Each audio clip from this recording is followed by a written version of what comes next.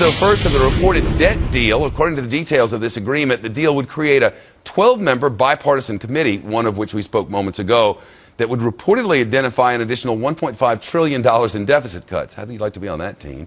He would then present the recommendations to Congress, where the House and Senate would be allowed to vote only yes or no, a straight up and down vote, no ability to propose changes or any of the rest.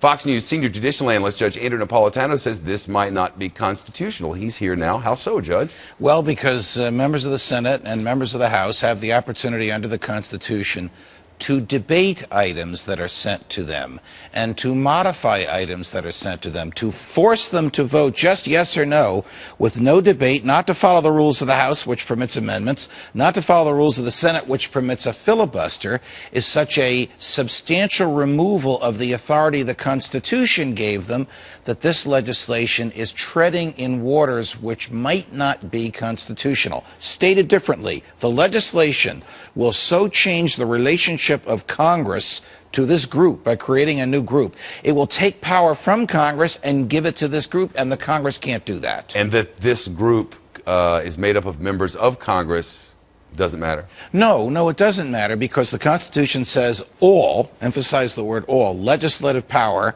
herein vested shall be in a Congress. It doesn't say some, and it doesn't say the Congress can give it away. Now, the Congress has given away some of its power to the FAA, to the FDA, to the EPA, to the various regulatory agencies that we have.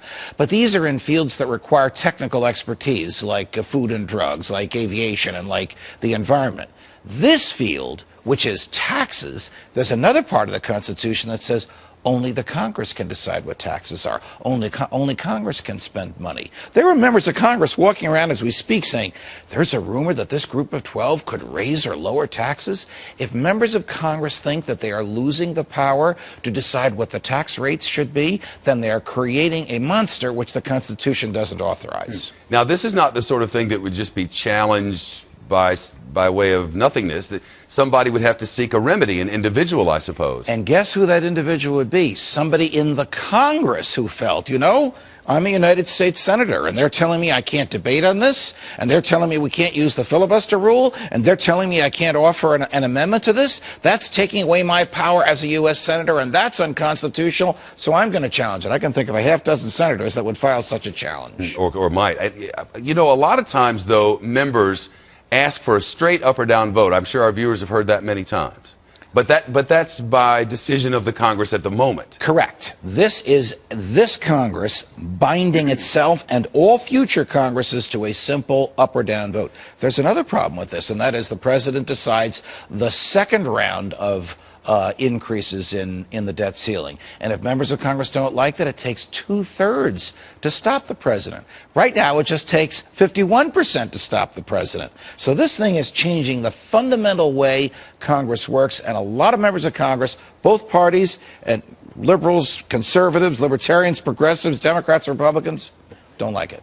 We'll see how they tackle it. And we'll see if the courts want to get involved.